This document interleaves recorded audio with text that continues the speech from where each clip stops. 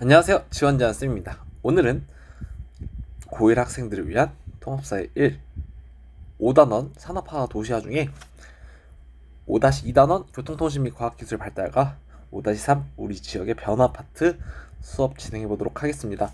오늘 수업으로 우리 1학기 기말고사 범위 그리고 5단원까지 전부 다 마무리가 됩니다. 그래서 개념 강의는 이번 학기는 이걸로 완강이고요. 여러분들 계속 복습하면서 추가로 문제 풀어주면 좋을 것 같아요. 그러면 오늘도 열심히 해볼까요? 자, 교통통신 및 과학기술의 발달입니다. 여기도 그냥 크게는 어떻게 문제를 내냐면 교통통신 및 과학기술이 발달해서 이런 모습과 이런 문제점이 드러났다. 그만 알면 되고요. 좀 딥하게 내려면 대도시권이랑 대도시권의 구조를 문제로 내는 경우도 있어요. 내신에선 특히. 근데 아직 평가원 수능에서는 그냥 교통통신 및 과학기술의 발달로 인한 변화 모습만 냈기 때문에 또 추가로 어떻게 될지는 한번 지켜봐야 될 것 같고요. 그러면 저는 수업 진행해 보도록 하겠습니다. 자, 그러면 교통통신 및 과학기술의 발달입니다. 교통통신 및 과학기술의 발달, 이 말 자체가 어렵진 않죠. 교통은 뭐 자동차, 비행기, 지하철, 철도, 통신은 인터넷, 스마트폰 이런 거고요. 이런 걸로 인한 이런 게 발달하면서 우리 사회는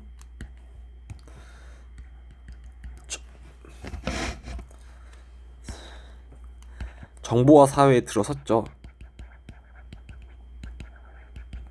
그래서 정보화 사회란 지식과 정보가 가장 중요한 자원이 되는 사회예요. 정보화 사회에 들어서서 가장 큰 변화는 시공간 제약이 감소해요. 이따 다시 보겠지만 우리 남학생들 축구 좋아하면 우리 해외 영국 막 유럽에 사는 축구들 이제 대한민국에서 원하는 때 언제든 볼 수 있죠. 라이브로. 그리고 여학생들 해외 가수분들 공연하는 거 라이브로 유튜브로 언제든 편하게 볼 수 있죠. 그런 것처럼 시간과 공간을 떠나서 내가 보고 싶은 거 하고 싶은 거 언제든지 할 수 있는 시대가 되었어요. 아시겠죠? 그 말입니다. 그 다음 이게 이제 4차례 산업혁명에 관한 내용인데 이게 교과서에는 어느 교과서든 이제 4차 산업혁명이 저희 사회가 큰 주제가 됐으니까 산업혁명 이 4차례 과정을 어느 교과서든 다 대문짝만하게 이만큼 박아놔요. 내용이 엄청 가득한데 아직까지 내신에서 이거 내는 학교 못 봤고요. 그리고 당연히 평가원 내신문항에서도 없기 때문에 약간 계륵 같은 존재랄까? 이거를 누가 시험에 내는 건 본 적이 없는데 교과서에 내용은 있다만 이렇게 있으니까 일단은 수업은 할게요. 아시겠죠? 근데 본인 웬만한 학교에서는 이걸 안 할걸? 이라는 생각이 들지만 만약에 학교 선생님이 혹여나 강조하셨다 그러면 조금 꼼꼼히 봐두시는 걸 추천드립니다. 일단은 해볼게요. 출제학년은 조금 떨어진다. 자, 1차 산업혁명은 18세기에서 19세기 초반에 일어났고요. 우리가 흔히 산업혁명, 역사적으로 산업혁명이라고 하는 산업혁명이 1차 산업혁명이에요. 영국에서 시작된. 그때 최초의 산업혁명의 특징은 기계화혁명이에요. 사람이 하는 일을 사람이나 동물이 그동안 손수하던 일을 전부 다 기계가 대체하는 혁명을 기계화혁명이라고 합니다. 이때 그러면 어떤 기계가 사람의 일을 대체했냐면 증기기관이 사람의 일을 대체해요. 증기기관이란 그 물을 끓여서 그 열로 인해서 기계를 움직이는 기계를 증기기관이라 그래요. 이 이후에 자세한 기계에 대한 내용은 저도 몰라요. 문과기 때문에 농담이고요. 어쨌든 그런 정도만 알면 되고요. 그래서 이 당시 1차 산업혁명 때는 주로 기계로 뭐를 했냐면 옷감 같은 걸 주로 만들고요. 그리고 이제 이 증기기관 통해서 기차도 점차 만들기 시작합니다. 여러 가지 교통수단도. 그 다음 2차 산업혁명은 19세기 후반부터 20세기 초반에 일어납니다. 이때는 기계가 더 발전해서 기계가 계속 일을 하고 있지만 더 많은 생산량을 내는 걸 목표로 했어요. 그래서 대량 생산 혁명이라 그래서 기계를 자동화 시켜가지고 더 많은 생산량을 이뤄낼 수 있게 했고요. 전기랑 내연기관을 중심으로 기계가 더 발전해서 더 많은 생산량, 대량 생산을 할 수 있게 된 게 2차 산업혁명입니다. 이해가죠? 다음 3차 산업혁명은 20세기 후반. 이때부터 뭐가 등장해? 컴퓨터랑 인터넷이 등장해요. 그래서 지식과 정보를 활용한 디지털 사회, 즉 인터넷이 활용되는 사회로 들어섰고요. 이때를 디지털 혁명이라고 합니다. 그래서 혹시 여러분들 응답하라 1997이라는 영화 봤나요? 거기 보면 이제 처음 인터넷이 도입됐을 때 모습 나오거든요. 막 전화선 겨우 꽂아가지고 막 흑백 화면에 검정 화면에 막 초록색 글씨만 겨우 치는 그런 초기 인터넷의 모습이 나오는데 이때가 그때쯤이라고 생각하시면 돼요. 인터넷이 처음 등장했을 때 모습이고요. 4차 산업혁명은 우리 지금의 사회를 4차 산업혁명 시기라고 하죠. 이때 방향성은 융합입니다. 모든 것이 연결되는 지능 정보화 사회예요. 그래서 인공지능과 빅데이터를 활용해서 모든 것이 연결된 사회로 가고요. 그래서 저도 뭐 AI 엄청 잘 활용하진 않지만 이렇게 막 여러 가지 배우려고 하고 있거든요. 근데 정말 좋더라고 요즘 나오는 AI들. 최근에 클로드 코드라는 AI가 좀 인기가 많다고 들었는데 그거는 내 컴퓨터 연결해서 진짜 모든 걸 할 수 있대요. 그래서 너무 신기해가지고 진짜 시대가 많이 변했구나라는 생각을 했고요. 그런 게 융합이지. 그 클로드 코드라는 AI, 뭐 다른 AI도 마찬가지지만 AI를 통해서 내가 원하는 일을 모두 연결시키고 그거 하나로 모든 내 일을 통제할 수 있는 게 융합이지 않을까 이렇게 생각을 합니다. 다른 말로 초연결화. 그래서 4차 산업혁명은 이런 여러 가지 인공지능, 사물 인터넷, 요즘 또 좋은 아파트나 좋은 집들은 그 냉장고, 뭐 주차장, 뭐 여러 가지 기계를 다 스마트폰으로 조정할 수 있다고 하더라고요. 저도 안 써봐서 모르겠어요. 그렇다고 들어봤어. 듣기만 했어. 그다음 클라우드 여러분 클라우드가 뭐냐면 그 네이버나 구글 클라우드 있죠. 그러니까 자기 데이터 모아두는 곳 그런 클라우드, 빅데이터, 모바일, 지리정보 시스템과 위치정보 시스템 등을 다 하나로 연결하는 거야. 그래서 기존 서비스와 융합이라고 하고요. 그래서 모든 제품과 서비스가 인터넷 네트워크로 연결된다 해서 초연결 사회라고 합니다. 네, 뭐 이런 것 때문에 AI 때문에 일자리를 잃는 분들도 있겠지만 특히 좀 단순 노동 부분이 일자리가 많이 감소될 거라고 예측을 하고 있고요, 사람들이. 그리고 이제 반대로 4차 산업혁명 관련된 일자리가 증가할 것이다 라는 전망이 있죠.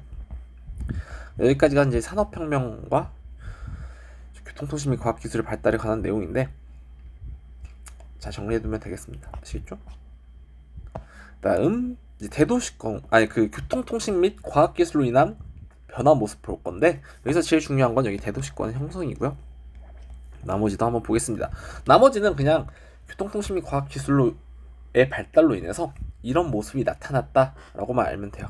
아시겠죠? 첫 번째, 아까 얘기했듯이 시공간 제약이 감소합니다. 그리고 해외 직구도 얼마든지 가능하고요. 뭐 해외에 있는 사람들이랑 연락도 이제 엄청나게 편하게 가능하죠. DM이나 뭐 이런 걸로 이제 미국에 있는 사람들 얼마나 편하게 연락을 주고 받을 수 있어요. 그쵸? 시공간 제약이 모두 감소되고요.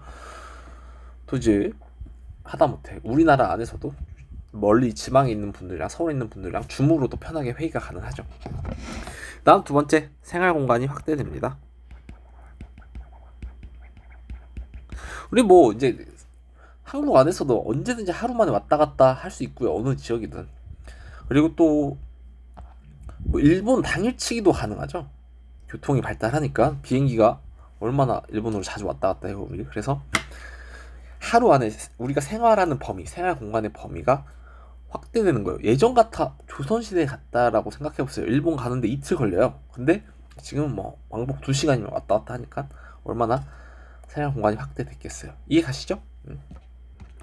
다음 대도시권의 형성 보겠습니다. 우리 앞에 산업화와 도시화에서 했을 때 도시 내부 구조는 서울 안을 보는 거예요. 서울 안의 구조를 보는 거고, 대도시권은 서울 밖에 경기도를 포함해서 서울과 경기도 전체 틀을 볼 겁니다. 여기까지 이해 가요?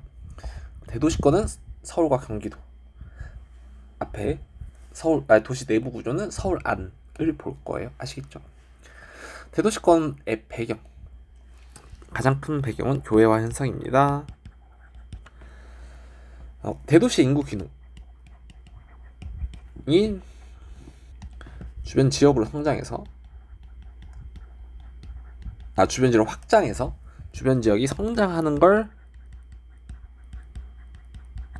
교외화 현상이라고 해요. 그러니까 서울의 크기는 한정이 돼 있잖아. 그쵸? 근데 거기엔 너무 많은 사람이 살아버리는 거야. 한때 1000만 명까지 살았어요. 지금은 좀 빠져서 900만 명이 돼요. 그러니까 1000만 명까지 살다 보니까 집값은 너무 비싸고 더 이상 집을 지을 공간도 없죠. 그러니까 그 서울 안, 대도시 안에 인구랑 기능, 여러 가지 회사랑 뭐 주거 기능, 공장들이 더 이상 서울에 있지 못하고 주변 지역, 경기도, 서울 근처에 있는 경기도로 빠져나가요. 그래서 그 서울 근처에 있는 경기도들이 성장하는 걸 교외화 현상이라고 합니다. 이해가죠? 그렇기 때문에 아까 서울 인구가 1000만까지 찍었다 했잖아요. 그 사람들이 빠져나갔기 때문에 서울 인구는 900만까지 지금 줄었고요. 대신 경기도 인구가 늘어나는 현상이 발생해요. 그걸 뭐라고? 교외화 현상. 이해가죠?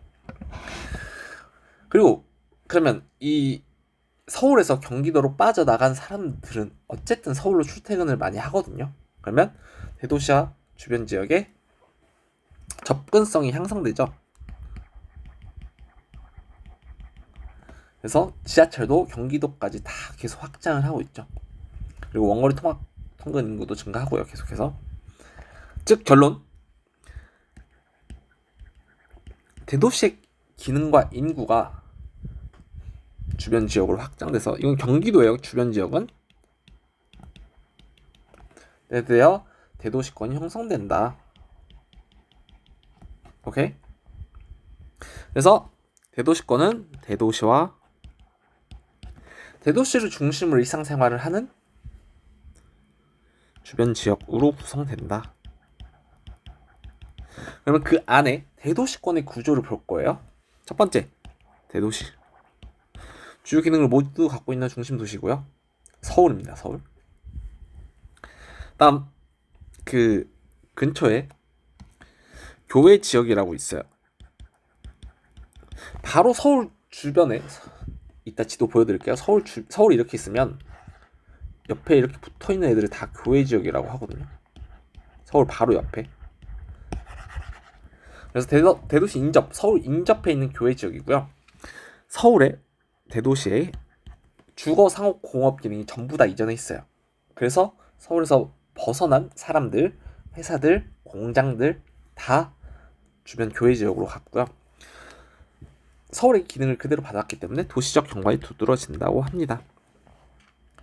그리고 저 끝에 가면, 경기도 대도시권 끝에 가면 배후 농촌이라고 있어요.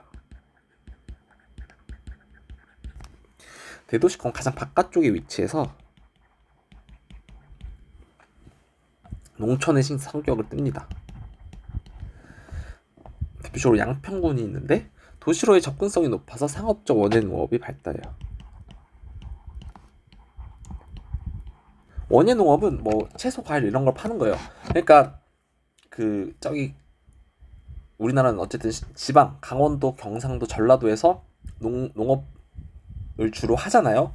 근데 거기보다는 그래도 경기도 바깥쪽에 있는 이런 배후 농촌 지역이 서울로 접근성이 높죠. 그러니까 더 가까우니까 훨씬 더 싱싱한 채소나 야채, 과일 같은 걸 서울로 판매할 수 있겠죠. 그래서 도시로의 접근성이 지방보다는 높기 때문에 서울에 물건을 파는 상업적 원예 농업이 발달합니다. 여기까지 이해가죠? 요 구조까지 알아두면 되고요. 지도를 보고 설명을 할게요. 약간 확대되면 흐려지는데, 이게 이제 봐봐, 여기가 서울이야. 조금 두꺼운 걸로 할게요.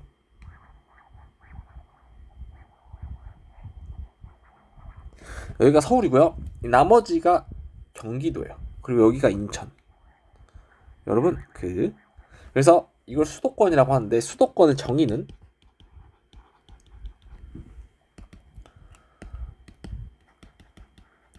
서울특별시, 인천광역시, 경기도 이렇게 됩니다. 그래서 인천은 경기도가 아니에요. 아시겠죠? 그러니까 이 세 지역의 특징이 뭐냐면 주소를 쓸 때 맨 앞에 오는 게 특징이죠. 서울특별시 어쪽으로 시작하고 인천광역시 어쪽으로 시작하고 경기도 어쪽으로 시작하고 그렇기 때문에 인천은 경기도가 아니라 별개의 지역이고요. 이 세 지역을 합해서 수도권이라고 해요. 아시겠죠? 그러면 대도시권의 구조 이제 이어서 설명해 보면 인천은 지울게요. 이제 서울이 있잖아. 서울이 대도시예요. 근데 그 주변에 성남, 하남, 여기 뭐 과천, 안양, 여기 광명, 부천 위에는 의정부, 여기 남양주, 고양이, 일산 있거든요. 이런 도시들 서울에 지금 딱 달라붙어 있죠. 얘네들을 뭐라 한다고? 이 파란색 동그라미들을 교외 지역이라 그래요. 그래서 서울의 기능이 얘네로 뻗어나가고요. 그래서 뭐 주거 지역, 회사들도 많고요. 그리고 여기 있는 사람들은 또 서울로 출퇴근하는 분들도 많아요. 그래서 일상생활이 서울 중심으로 이루어지는 분들도 많죠. 그래서 이 지역, 파란색 지역을 교외 지역이라고 한다. 이해가죠? 배구농촌은 양평, 여주, 이천, 안성, 가평, 포천, 연천. 물론 포천, 연천은 군부대 지역도 있지만 이 초록색 이제 경기도 완전 끝에 있죠. 여기를 뭐라 한다고? 배구농촌이라 그래요. 그래서 여기는 가보면 확실히 좀 농촌의 모습이 많이 드러나요. 농사 짓는 분들도 꽤 많고 이해하죠? 그래서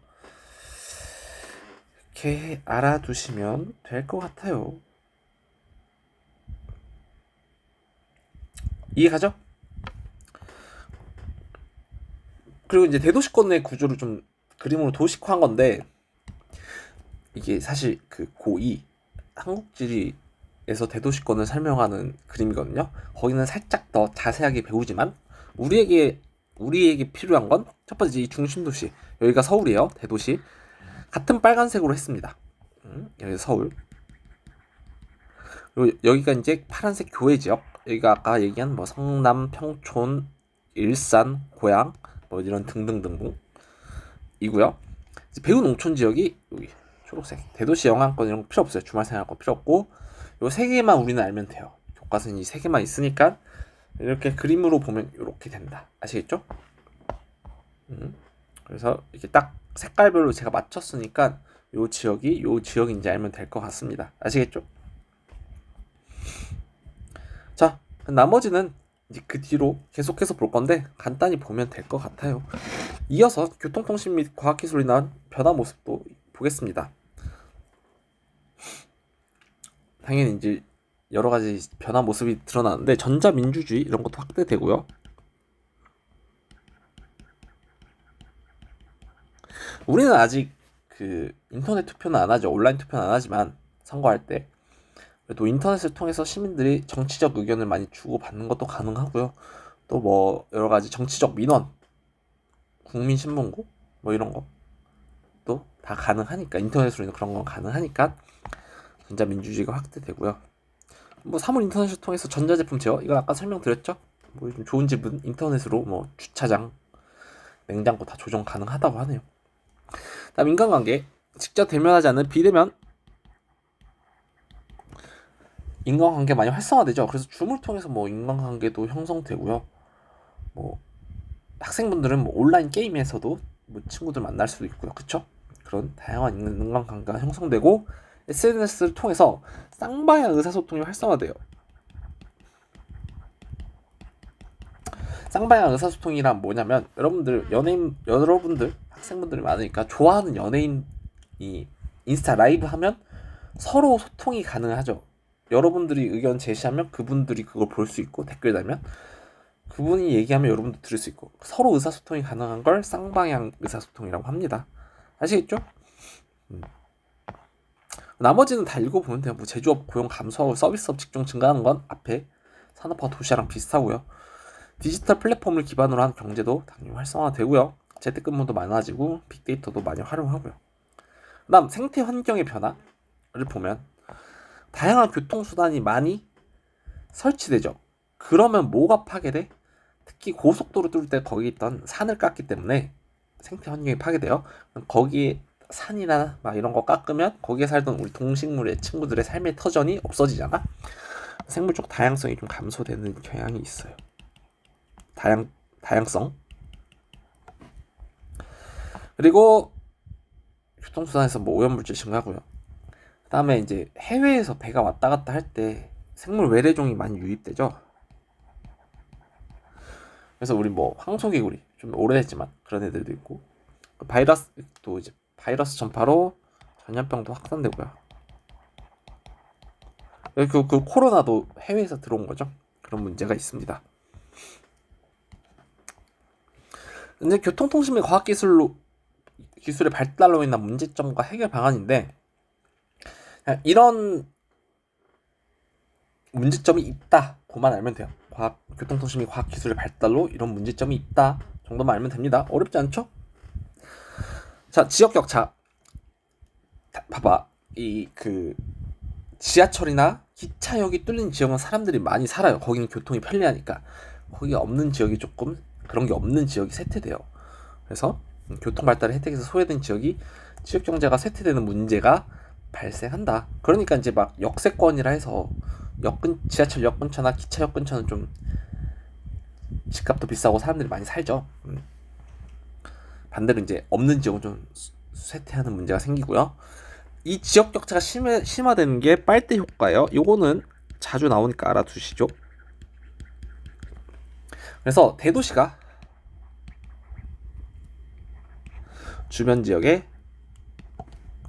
주변의 중소도시, 작은 도시들의 인구나 경제력을 흡수하는 형상이에요. 우리나라는 이게 누가 심하냐면 수도권이 심하죠.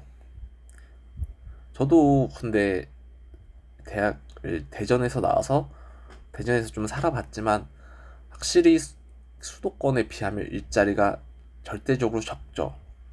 그래도 대전은 연구소가 많아서 이과 친구들의 일자리는 조금 넉넉히 있었는데 저도 문과기 때문에 특히 없었고요. 저도 문과니까 사학과 나왔으니까 주변 친구들을 봐도 지방에 있으려면 뭐를 하냐면 대전은 어쨌든 살기는 좋았어요. 저희 애들 다 했던 얘기는 저희 동기들 대학 선후배들 했던 얘기는 대전은 참 살기가 좋다. 근데 일자리 고민을 많이 했었고 그래도 대전이 고향이거나 아니면 충청도가 고향이었던 친구들은 그래도 대전에 있으려고 하니까 대전에 있으려고 아이들이 많이 선택했던 직업은 문과 중에선 공무원을 많이 선택을 했어요. 그래서 대전 쪽에서 공무원 한 친구들은 뭐 요즘 절반 가까이 공무원 준비했던 것 같아. 과에서 내가 아는 선에서는. 그래서 그렇게 공무원 해가지고 좀 지방에 남는 친구들도 있었고 그 이외에 직장을 선택을 하려면 대부분 수도권으로 많이 올라왔던 것 같아. 선후배들, 동기들 보면. 그래서 확실히 좀 일자리 때문에 수도권으로 올라오는 경우가 많고요. 그게 바로 뭐라고? 빨대 효과죠. 그러니까 저도 그렇지만 주변 중소도시 뭐 아니면 지방 도시에 살던 사람들이 서울로 올라오죠. 그거를 빨대 효과라고 합니다. 아시겠죠? 그래서 현재 대한민국 인구와 일자리의 절반, 서비스업 75%는 수도권에 집중됩니다. 그런 현상을 보여주고 있어요. 지역 격차. 그래서 정부는 균형 성장 관점에서 교통통신 및 여러 가지 기반 시설을 구축하고 있고요. 이거는 나중에 통합사회 2 2던 그 불평등 파트 있죠. 거기서 공간 불평등이랑 많이 연계될 것 같아요. 그래서 공간 불평등 파트에서 또 보면 되고요. 어쨌든 정부는 균형 성장을 중요시한다. 균형의 단어만 알아두면 될 것 같고요. 정보 격차도 발생하죠. 뭐 특히 어르신들 이게 인터넷 지금 발달하는 거 따라가기 굉장히 힘들어 하시고요. 특히 키오스크도 너무 어려워하시는 어르신들도 많고요. 근데 나도 진짜 어려운 키오스크는 잘 못 쓸 때가 있어요. 그리고 좀 그런 문제가 있고요. 그래서 이런 정보 소외계층 대상으로 여러 가지 교육을 계속 실시하는 게 중요하고요. 생태 환경의 문제점, 아까 얘기했듯이 외래종, 우리 황수개구리 이런 친구들이 도입되는 게 문제죠. 그래서 그런 문제도 있고, 아니면 도로 깎는다고 그 우리 생물이 사는 서식지를 파괴하는 문제도 있죠. 그래서 그걸 해결하기 위해서는 생태 통로를 건설해서 야생동물들의 삶의 터전을 좀 보장해주는 방법도 있고요. 생물 외래종 관련된 문제는 선박 평형수 처리 과정이란 걸 도입해서 배가 들어오기 전에 배에 있는 물을 한번 쫙 뺀대요. 그러면 외래종이 들어올 위험이 좀 많이 줄어든다 하더라고요. 그런 문제를 해결할 수 있다. 전염병이 확산되는데 그런 건 철저한 관리로 많이 해결할 수 있다. 이렇게 보면 되겠습니다. 아시겠죠? 또 여러 가지 문제. 개인정보 유출 심하죠. 저도 여러 번 털렸습니다. 그리고 이제 개인정보 유출 및 사생활 침해, 사이버 범죄, 악플 이런 거 너무 심하죠. 여러분 악플 달면 안 돼요. 아시겠죠? 그래서 여러 가지 상대 개인정보도 존중하고 상대 의견도 존중하고 악플 달지 않으려는 정보윤리 실천하는 것이 중요하다. 온라인 올바른 디지털 습관 형성이 중요하다. 알겠죠? 악플도. 다음 두 번째, 노동 문제. 이것도 제가 많이 써놨는데 그렇게 중요하진 않고요. 노동시장이 양극화돼요. 물론 이제 일자리는 저렇게 고숙련, 중숙련, 저숙련 일자리로 구분을 가능할 수 있어요. 근데 그래서 저 중숙련, AI로 대체되기 쉬운 중숙련 업무가 많이 줄어들고 고숙련, 물론 이제 고숙련이나 저숙련 부분에서도 AI랑 대체되는 부분이 있겠죠. 그렇지만 대부분은 중숙련 반복 업무가 많은 일자리가 많이 줄어들 거라고 예측을 하고 있고요. 돈 더 잘 버는 고숙련 일자리와 그냥 육체노동 위주로 가는 저숙련 일자리로 재편될 전망이다라고 사람들이 예측하고 있고, 그러면 저숙련과 고숙련 사이의 간격이 더 벌어져서 그 상위 계층과 하위 계층의 빈부격차가 심화될 것이다 라고 보고 있습니다. 그래서 해결 방안은 이제 여러 가지 양질의 일자리를 만들고 실직한 분들은 재교육해서 다른 일자리로 취직시켜주는 제도가 필요할 것 같고요. 이렇게 하면 되고, 우리 이제 두 문제 여러분들 먼저 풀어보고 해설해 보겠습니다. 저는 바로 해설할게요. 여러분들 멈췄다가 해설해 봅시다. 자, 이건 2차 평가원 예시문항이고요. 평가원에서 수능은 이렇게 될 것이다 라고 제시한 문제입니다. 이건 교통통신 발달에 관한 문제인데 한번 풀어볼게요. 다음 자료는 교통 발달에 따른 지역 변화에 대한 것이다. 이에 대해 옳은 설명만을 보기 위해서 고른 것은, 자, 2029년 개통을 목표로 페마른벨트 해저터널 공사가 진행되고 있대요. 덴마크와 독일을 도로와 고속철도로 연결하는 이 터널은 매년 수백만 명이 이용하는 기존의 여객선 노선을 대체할 것이다. 이에 따라 레드부 주민의 가가 예상된대요. 또한 B도로 이용 시 이동거리가 현재 이용 중인 A도로에 비해 약 160km 단축되어 코펜하겐과 함부르크 간의 육상 물류비가 크게 절감될 것이다. 한편 일각에서는 해저터널 완공 후 교통발달에 의한 빨대 효과를 우려하기도 한다.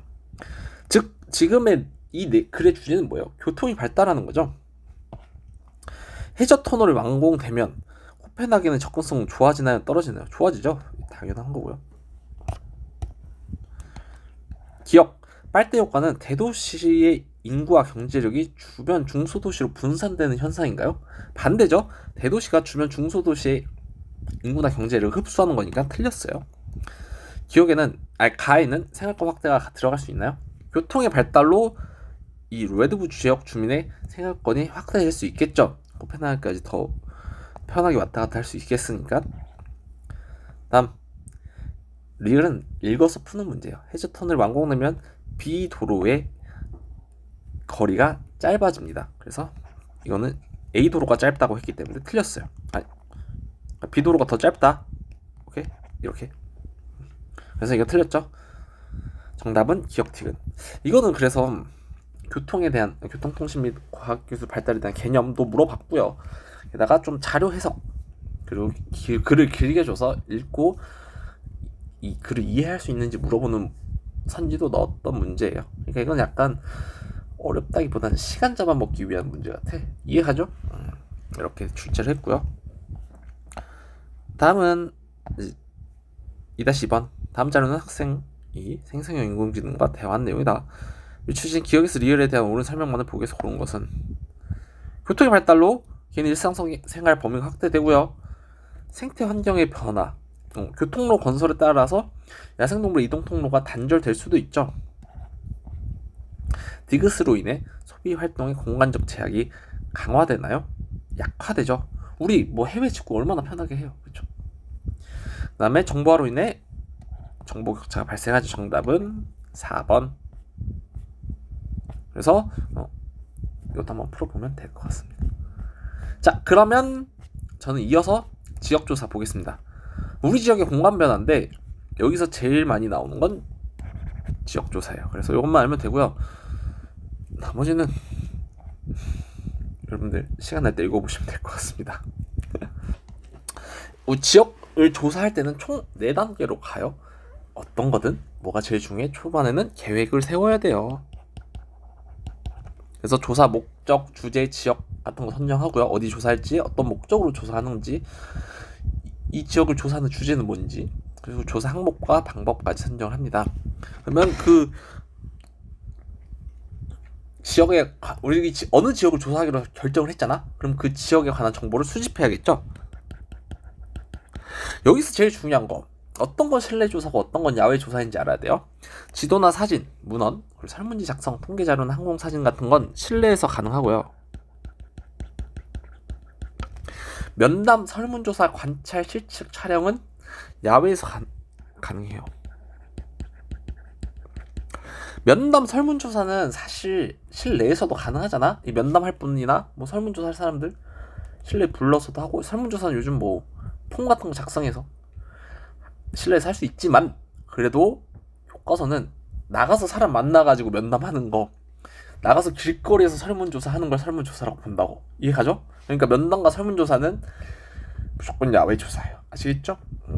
이거 나중에 뭐 풀다가 면담 실내에서도 가능한데 실내 조사 찍어버리면 안 돼요. 아시겠죠? 그럼 모은 정보를 분석하고 종합하죠.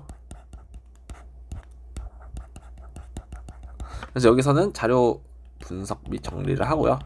이 모은 분석한 자료를 가지고 그래프, 표, 지도 같은 걸로 표현을 하면 됩니다. 마지막 보고서. 그래서 여러 가지 해결 방안을 보고서에 담아내면 돼요. 여기까지 어렵지 않죠? 그리고 밑에는 뭐 지역 문제, 뭐 지역에서 발생하는 여러 가지 문제점이 있어요. 그런 것들은 뭐 우리 지역 주민들이 능동적으로 참여해서 지역의 지역 지속 가능성 고려해가지고 해결하면 됩니다. 아시겠죠? 지역조사 문제는 꼭 이렇게 이 과정을 도표로 표현해서 문제를 출제하거든요. 여러분들 직접 풀어보고 해설 들어주시기 바래요. 나는 바로 가볼게요. 자, AS B단계, AS 2단계까지 해당하는 활동으로 가장 적절한 것은, 자, 수집한 정보를 항목별로 구분해 중요한 지리 정보를 선별한다. 이건 어딜까요? 수집한 정보를 분석하는 거니까 D에 들어가고요. 저 자료 분석 및 정리. 인터넷을 활용하여 통계 자료를 조사한다. 이거는 실내 조사죠? 정답은 2번. C. 출생자 수 변화를 통계 지도와 표로 표현한다. 여기 그래프 및 주제도 작성 있죠? 여기 2. 인구 정책과를 방문하여 담당자와 면담한다. 그러니까 방문해서 면담한다는 거예요. 그쵸? 이게 야외 조사. 주제 결정하는 건 항상 계획 부분에서 하기 때문에 A. 요렇게 각 단계에 맞는 내용 구분해서 알아두시면 될 것 같고요. 자, 여기까지 해서 5단원 마무리 됐습니다. 이제 1학기 기말고사 범위 대부분 여기까지 하고요. 근데 약간의 뭐 학교마다 좀 차이는 있을 수 있어요. 그런 부분은 잘 본인들이 파악해서 그에 맞게 공부해 주시면 될 것 같고요. 여러분 너무 고생 많았고, 하지만 지금부터 시작이에요. 지금부터 남은 한 달간 진짜 밀도 있게 공부해서 좋은 성적 받아봅시다. 여러분들, 그러니까 마지막으로 잔소리 하나만 하자. 여러분들은 다 중요해요. 다 중요한 세대가 돼버렸어. 힘든 거 알아요. 힘든 거 아는데 내신 성적, 생기부, 학생부 종합, 수능 성적까지 다 중요해졌어요. 이 세 개를 어쨌든 조합해서 좋은 대학을 가야 돼. 뭐 어느 하나만 좋아서는 좋은 대학 갈 수 있는 그러니까 세대가 아니에요. 여러분들은 이 셋 다 잘해야 좋은 대학 갈 수 있는 거니까, 뭐 저는 학종으로 가려고 내신은 좀 신경 안 쓰게, 말도 안 되는 소리 하지 마세요. 다 중요해요, 여러분. 그러니까 시험 기간에는 내신 성적에 좀 포커스를 두고, 뭐 시험 기간 아닐 때는 뭐 학종에 좀 신경 쓰더라도 생기부 활동 같은 거 채우고, 그러니까 물론 힘든 거 알지만 다 신경 써야 돼요. 그러니까 내신 성적 놓는 말도 안 되는 소리 하지 마시고 응? 이제 시험 기간이잖아. 지금부터 물론 미리미리 했어야 되지만 지금부터라도 해야 돼요. 선생님 저 5월에 놀았는데 지금부터 하면 될까요? 그러면 안 하면 뭐 할 건데? 말도 안 되는 소리 하지 말고 지금부터라도 열심히 해서 하나라도 더 맞춰서 0.1등급이라도 높여봐야 돼요. 그러니까 그래요. 열심히 하시고, 궁금한 건 언제든 댓글이나 카카오톡 채널로 질문 주시면 될 것 같고요. 또 부족한 거 있으면, 필요한 거 있으면 언제든 얘기해 주시고 열심히 남은 기간 달려봅시다. 그래서 그 마지막 팁, 여러분들 이제 개념은 이걸로 됐고 문제도 제 걸로 같이 풀어봤잖아요. 근데 문제를 더 풀고 싶어하는 학생들 있잖아. 개념 반복은 내 거 요런 걸로, 뭐 아니면 앞에 내용 부분의 빈칸이랑 요 선지 채워보기로 반복하면 되는데, 문제 더 풀어보고 싶으면 내가 가장 추천하는 건, 여러분 학교 교과서 출판사 있죠. 뭐 미래인, 비상통화 이런 거 각각 학교마다 출판사가 다를 텐데, 본인 학교 출판사의 평가 문제지라만 자습서 문제를 먼저 푸는 게 제일 중요해요. 학교 선생님들이 그거 변형해서 정말 많이 내거든요. 나도 가르쳐 보면 여기서 냈구나 라는 걸 많이 느껴요. 그러니까 그 자습서 평가 문제집 본인 학교 출판사 거 그거 풀어보면 좋고, 뭐 조금 그거 이미 다 풀었다 그러면 뭐 학력평가 기출문제집 있죠? 그런 거 풀어도 되고, 교육청 모의고사 기출문제집, 그리고 꼭 작년 기출문제는 구해서 풀어보는 것도 추천드립니다. 아시겠죠? 그러면 이렇게 해서 마무리하고 6월 한 달간 열심히 하시고요. 또 저는 1학년 친구들 강의는 2학기 중간고사 대비로 언제 한 8월쯤에 찾아오겠습니다. 8월, 9월 그때쯤 찾아와서 10월에 중간고사 있으니까, 2학기 중간고사 있으니까 그때 대비할 수 있게 제가 잘 준비해 보겠습니다. 아시겠죠? 여러분 끝까지 화이팅이에요.